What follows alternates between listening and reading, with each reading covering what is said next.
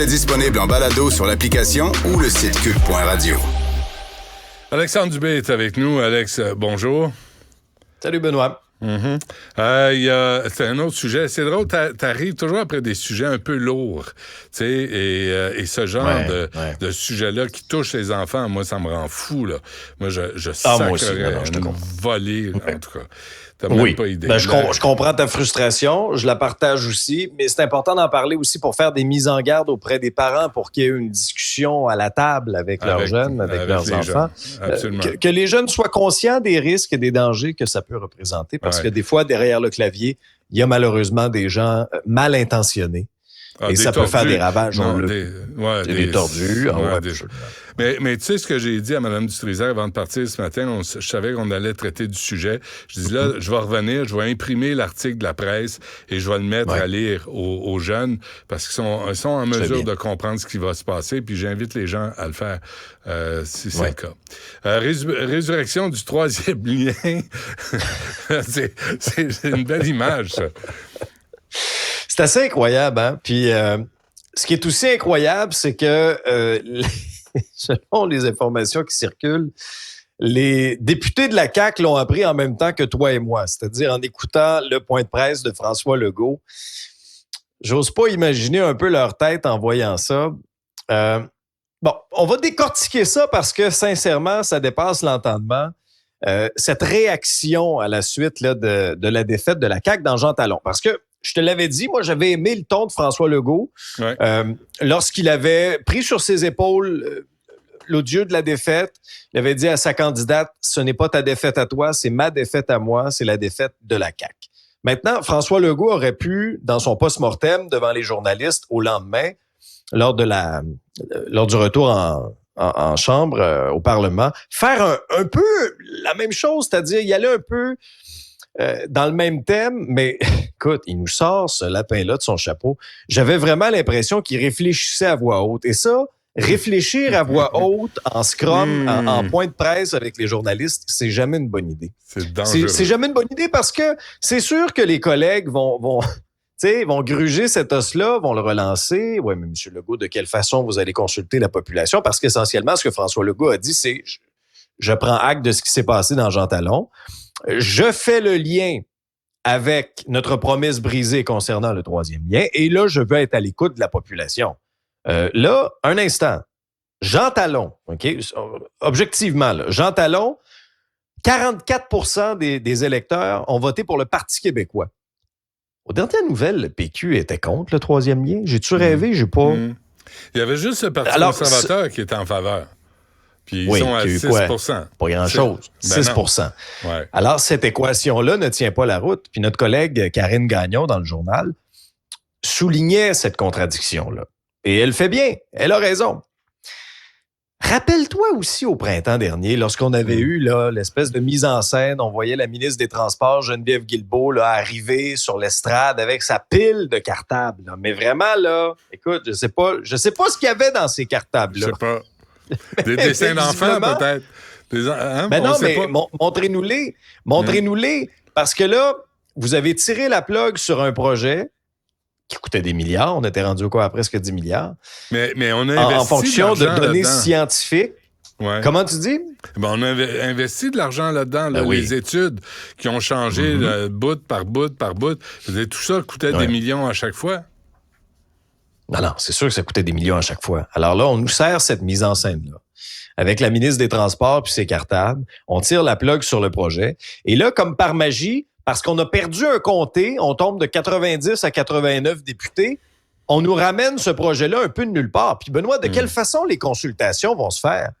Là, on nous dit que ça va passer par les députés de la région. Mais là, ils vont se planter devant Tim Hortons puis ils vont demander aux gens qu'est-ce qu'ils en pensent. Je veux dire, on va pas lancer 10 milliards de dollars sans une consultation sérieuse auprès des gens, je peux pas croire. Puis il reste quoi? On parle encore d'un tunnel? Un pont, ça peut pas faire? Un pont qui coûterait une fraction du... Non, mais... c'est ça l'idée. Tu sais, ce matin, on parlait de ça avec Mario. Je dis, OK, tu vas pas revenir avec le tunnel. On t'a dit que ça n'a pas d'allure. On t'a dit que ça va être un gouffre sans fond. Ça l'est pour le tunnel Hippolyte-Lafontaine. sais, puis t'as, je pense, même pas un kilomètre à faire en dessous du fleuve. Puis là, les coûts ont explosé. 1 milliard de plus. C'est insensé comme projet. On peut-tu revenir à la réalité? C'est sûr que Écoute, on est passé d'un bitube à un monotube. Ouais. Là, ça va être quoi? Un demi-tube? J'attends tube. Ouais, c'est ça. Non, faut pas se faire entuber dans cette histoire. Monsieur, ça, c'est sûr. Surveillez-vous. L'argument d'un autre pont qu'on entendait, notamment dans le secteur de l'île d'Orléans, c'est qu'on va défigurer le secteur. Mais est-ce qu'il y a un problème structurant dans la région de Québec pour y aller à chaque fin de semaine pour aller tourner Salut Bonjour Week-end? Il y en a un. Ben, écoute, on a foutu 2 ponts, un à côté de l'autre. Ben oui. Okay? Ouais. Puis on aura beau avoir la traverse fluviale, oui, OK, c'est correct. Mais en termes de débit, là, de gros débit, on a mis le pont de Québec puis le pont Pierre-Laporte côte à côte. Mais les gens de l'Est... tu te démerdes. Est-ce qu'on peut réfléchir? Tu sais, le Golden Gate, t'es déjà allé à San Francisco? Je l'ai même fait à vélo, le Golden Gate. Tu vois, c'est un pont magnifique qui est sur toutes les cartes postales. On n'est pas capable de faire un beau pont. Le pont Champlain n'est pas laid non plus. Il est très beau, le pont Champlain. Ben, on n'est pas capable de faire un pont qui serait beau, qui serait impressionnant, qui aurait de l'envergure et qui réglerait le problème de circulation à Québec, qui mérite qu'on s'attarde à la circulation. Oui, parce que c'est sûr qu'il y a bien des gens aussi qui ne mettent pas les pieds à Québec, qui ne circulent pas en voiture à Québec et qui se prononcent allègrement sur le sujet du troisième lien. Honnêtement, ça aussi, il faut peut-être des fois se garder une petite gêne et savoir de quoi on parle. Mais moi, Benoît, honnêtement, là, quand je regarde, la situation, un qui a un sourire présentement, c'est le maire de Lévis. Le maire Louillet, là. Ouais. Lui, écoute, il se tape ses cuisses, là, à la suite de ce qui est arrivé. Et moi, j'ai quand même hâte de voir la réaction. Souviens-toi de Bernard Drinville, qui était très émotif lorsque la CAQ a reculé là-dessus. Il y a plusieurs députés qui ont vraiment été très critiqués à la suite du recul de la CAQ. Je comprends qu'il y avait de la grogne dans la région, mais est-ce qu'on peut réellement attribuer 100% de la défaite électorale de la CAQ dans Jean Talon au troisième lien? Moi, j'ai des gros doutes là-dessus. Non, il y a tellement d'autres dossiers où la CAQ a été décevante que, tu sais, je pense que les exemples se multiplient. Avant, je veux pas qu'on se quitte, Alex, là, parce que ce matin, on a eu... On se quittera pas. On a une relation durable. J'ai parlé du fascisme, je dirais, de fascisme vert de l'administration Plante. Et on a eu un message des communications de la mairesse qui veut plus venir en entrevue, qui ne m'aime plus. Pourtant, on s'est beaucoup aimés. On était presque des amis à un moment donné. Et là, cette amitié est tombée. J'y peux rien, je ne sais pas ce qui est arrivé. Je sais pas ce que... C'est probablement de ma faute. Tu sais, je le prends sur moi. Probablement, j'ai dit quelque chose qu'elle n'a pas aimé. Je pense pas l'avoir insulté. J'ai dit qu'il était temps qu'elle démissionne parce qu'il y avait une partie d'incompétence dans ses décisions. Mais cette espèce de fascisme vert, là, qu'on impose aux citoyens dans les quartiers, puis il y aura plus de stationnement pour les voitures, puis on va changer le sens des rues, puis on va créer des bouchons comme le prix Nobel à Ferrandez qui sévit à l'autre station, là, qui répétait sans cesse quand il était maire du plateau Mont-Royal. Là, tout à coup, on invite l'administration Plante à parler, par exemple, d'augmenter des bonis pour les cadres. Tu sais, des exemples. Ici, l'itinérance. C'est quoi le plan de match? Avez-vous parlé à Lionel Carman? C'est un autre, ça, qui est un fantôme grâce à son préposé aux communications. Là, tout à coup, elle est fâchée parce que j'ai utilisé le mot fascisme. Fascisme vert de Valérie Plante. Puis là, elle veut qu'on enlève ça de la discussion. Moi, je pense pas que c'est à cause de ça qu'elle est fâchée contre toi. Je pense que c'est parce que tu as ri de son mini-pot. Juste en face du parc Émilie-Gamelin. Ça se peut. Ça se peut. Mon impression. Mais je suis pas... Mais tu sais, Benoît... je suis pas gentil. Hein. Oh, c'est très, très rare. Non, mais ça... J'aurais peut-être un exemple ou deux en tête en 5 ans de collaboration. Mais Benoît, ça m'amène à parler de dialogue. Vous savez, lorsqu'il y a une vision, par exemple, d'une administration municipale, qui s'entrechoque avec le souhait d'une communauté. Encore faut-il qu'il y ait un dialogue. Tu sois pas autoritaire. Sauf que ce que plusieurs... Pas autoritaire ou totalitaire. C'est ça la définition du fascisme. C'est que là, il n'y a pas de dialogue. Tu imposes ces décisions pour le bien de la nation. On peut douter. Moi, j'ai reçu à mon épisode Sia Spanoudakis, c'est l'organisatrice de cette manifestation qui a eu lieu là juste avant le conseil d'arrondissement dans Villeray-Saint-Michel, Parc Extension. Essentiellement, pour ceux et celles peut-être qui ont moins suivi l'histoire, c'est que Projet Montréal, le parti de la mairesse Plante, souhaite aménager d'autres pistes cyclables. La conséquence de tout ça, c'est qu'en bout de ligne, il y aura à peu près 250 places de stationnement qui vont être retirées dans les rues. Et là, il y a eu, manifestation de la part de certains citoyens qui sont contre ce projet-là et contre-manifestation de la part de gens qui sont d'accord. C'est correct, les deux côtés ont le droit de s'exprimer. Mm-hmm. Là où j'ai un peu de misère, c'est lorsque les citoyens me disent, on exprime notre mécontentement, on essaie d'avoir des réponses de la ville, ils nous parlent pas. On n'a pas de dialogue, il n'y a pas de consultation.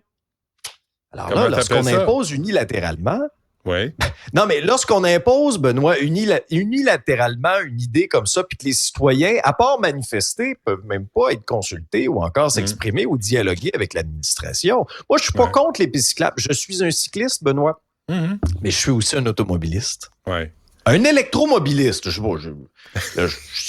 suis dédouané un peu vu que j'ai un VUS électrique. Je sais pas, dans l'esprit de l'administration. Non, puis on veut réduire la vitesse. Moi, je suis avec Mme Plante, là, je lui ai déjà dit, réduisez la vitesse sur toute l'île. Oui. Moi aussi, je suis d'accord avec elle, ça, je l'appuie dans ce combat-là. Restez à 30 km/h, mais qu'il y ait une fluidité. Qu'on ne soit pas stationné à polluer pour les voitures à essence parce que vous avez changé le sens des rues, puis vous avez créé des labyrinthes, puis vous vous moquez des automobilistes qui payent beaucoup de taxes en passant. Tu sais. Oui. Puis il y a des gens qui c'est le point d'équilibre, Benoît. C'est ça. Mais c'est le point d'équilibre, Benoît. Ouais, je veux dire, c'est correct d'y aller avec des pistes cyclables. On a fait de très belles choses à plusieurs endroits, puis on a sécurisé. C'est important, la sécurité pour les cyclistes aussi, puis les usagers de pistes cyclables, mais c'est le point d'équilibre. Alors, est-ce qu'on est en train... On va avoir des trottoirs éponges. Tu sais, je veux dire, ça va bien. Bon, là, on va marcher, puis là, ça va faire... Ouais, c'est toi qui as sorti Bob l'éponge qui arrive à l'hôtel de ville. À la rescousse. Non, mais il faut faire quelque chose, ça. parce que ce qu'on a vu cet été, Benoît, quand il pleuvait beaucoup, qu'est-ce qui se passait, Benoît? C'est que là, ça filait, ça débordait. Moi, je me souviens d'une marche, à un moment donné, entre Cube et les studios de télé, où là, écoute, j'avais de l'eau là, dépassé les chevilles. Là, on voit là, que le réseau, lorsqu'il y a des fortes pluies, puis il faut s'en soucier parce qu'avec les changements climatiques, c'est plus il y a des phénomènes de plus en plus extrêmes qui nous tombent dessus. Alors, est-ce que ce sera la solution des trottoirs éponges? On verra bien. Mais moi, je le redis, Benoît, c'est le point d'équilibre dans toute chose. Ouais. Et c'est vrai aussi avec les pistes cyclables. Et la réalité qu'il y en a encore des voitures à Montréal, n'en déplaise à certains. Et tu es un homme équilibré. Moi, je suis capable de l'affirmer aujourd'hui. Tu es l'incarnation de l'équilibre. Et Mme Plante devrait écouter. Pas moi. Moi, je suis un pas fin, je suis un gros méchant. Mais elle devrait au moins t'écouter, toi, Alex, parce que t'es un bon gars. On sait ça, c'est gentil, ça. Ben, de temps en temps. Je me sens un peu obligé d'être fin, tu sais. On se reparle demain, Alex. Merci.